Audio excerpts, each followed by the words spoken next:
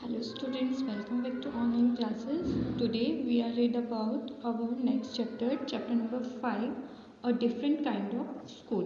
ठीक है, that is our honeysuckle chapter number 5. honeysuckle book का है ये chapter number 5, a different kind of school. मतलब एक अलग तरह का school. I heard a great deal about Miss Bean's school. मैंने मिस बीन के स्कूल के बारे में बहुत कुछ सुना था, but not till last week did the chance come to visit it. लेकिन मुझे लास्ट वीक ही वहाँ जाने का चांस मिला, मौका मिला वहाँ पे विजिट करने का. विजिट मतलब होता है कि उनके स्कूल में जाने का. When I arrived, there was no one in sight but a girl is about 12. मैं जब वहाँ पे पहुँची तो मैंने देखा कि वहाँ पे चारों और कोई भी नहीं था, बस एक लड़की थी जो अबाउट 12 यानी कि 12 ईयर के अराउंड थी, 12 ईयर के around. Her eyes were covered with a bandage and she was being led carefully between the flowers picked by a little boy who was about 4 years younger. उस लड़की की आंखों में पट्टी बंधी हुई थी, ठीक है, बैंडेज मतलब होता है पट्टी, और वो बहुत ज़्यादा केयरफुली वहाँ पे फ्लावर बेड्स के बीच में चल रही थी, और एक दूसरा लड़का उसको पकड़कर ले जा रहा था जो कि करीब उससे 4 साल बड़ा था. She stopped and it look like she asked him who had come. वो रुक जाती है और उसके साथ जो लड़का होता है उसे बोलती है कि आसपास कौन है. He seems to be describing me to her. Then they passed on. वो लड़का उसे बताता है मेरे बारे में, ठीक है, कि आसपास क्या है, और वहाँ से वो चले जाते हैं. Miss Bean was all that I had expected. Miss Bean जो थी वो बिल्कुल वैसी ही थी जैसा मैंने सोचा था. Middle aged, full of authority, yet kindly and understanding. वो थोड़ी मिडल एज की थी, ना ज़्यादा बूढ़ी थी ना ज़्यादा यंग थी. फुली अथॉरिटी, अपना दूसरों के ऊपर हक जताने वाली, अपना मतलब, पर येट काइंड एंड अंडरस्टैंडिंग, पर वो बहुत ज़्यादा समझदार थी और बहुत अच्छी थी. Her hair was beginning to turn grey. उनके जो बाल थे वो काले होना शुरू हो गए थे. And she had the kind of fun figure that is likely to be comforting to a homesick child. मतलब वो एक ऐसी लड़की, ऐसी थी मिस बीन जो थी, ऐसी लेडी थी कि अगर कोई बच्चे, जैसे बच्चे होते हैं जिनको घर की बहुत ज़्यादा याद आती है, तो उनके साथ रह के उन बच्चों को भी बहुत अच्छा फील होता था. वो बिल्कुल बहुत ही अच्छी लेडी थी. I asked her some questions about her teaching methods. मैंने उनसे उनके टीचिंग मेथड यानी कि जो उनका पढ़ाने का तरीका था उसके बारे में बहुत से क्वेश्चंस किए. Which I had here very simple, जो कि बहुत ज़्यादा सिंपल थे और उन्होंने मुझे बहुत अच्छे से समझाए. No more than is needed to help them to learn how to things. वो बताती है कि वो बच्चों को कैसे कोई चीज़ें लर्न करना है वो कैसे सिखाते हैं.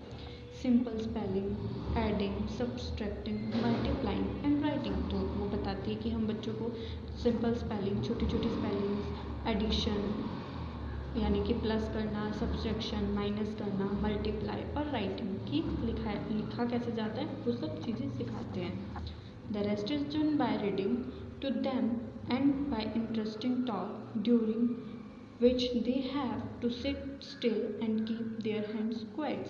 कि हम बच्चों को अच्छे से शांति से बैठना, कोई इंटरेस्टिंग बातें, ठीक है, सब कुछ डिसिप्लिन, सब कुछ सिखाते हैं. There are practically no other lessons. वो उन्हें प्रैक्टिकल चीज़ें भी सिखाते हैं.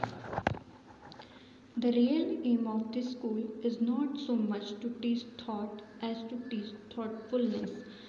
जो उनके स्कूल का रियल एम था वो ये नहीं था कि बच्चों को मतलब बहुत ज़्यादा कुछ सिखाना है, पर जो नॉर्मल चीज़ें होती है जिनको वो आसानी से कैच कर लें, आसानी से सीख सकें, वो सब सिखाते हैं. Kindness to others, to being responsible citizen. जैसे दूसरों की हेल्प करना, ठीक है, अच्छा एक रिस्पॉन्सिबल सिटीजन, अच्छा नागरिक बनना, अच्छी बातें सोचना, ये सब सिखाते हैं. Look out of the window a minute will you.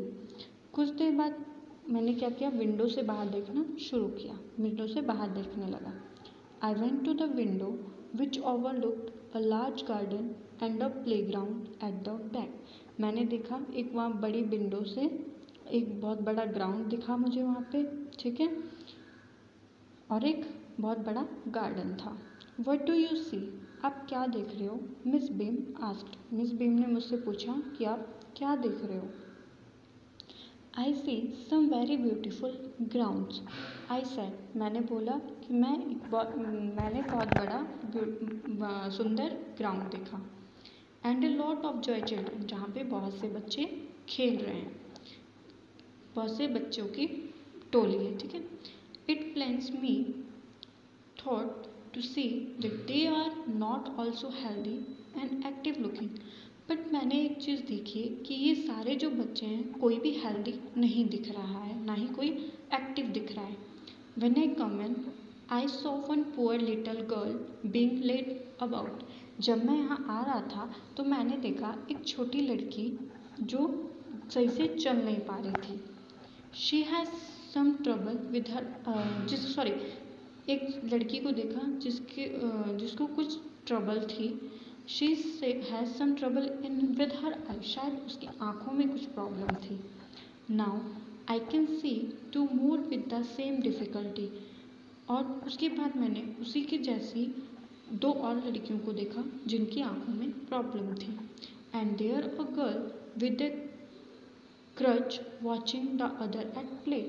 और मैंने एक और लड़की को भी देखा जिनके पास क्रच था। क्रच होता है यानी कि जिनकी टांगे वगैरह काम नहीं करती है या पैर नहीं होते, तो उनके जो आर्टिफिशियल टांग जो लगाई जाती है उसको क्रच बोलते हैं। Seems to be a hopeless cripple.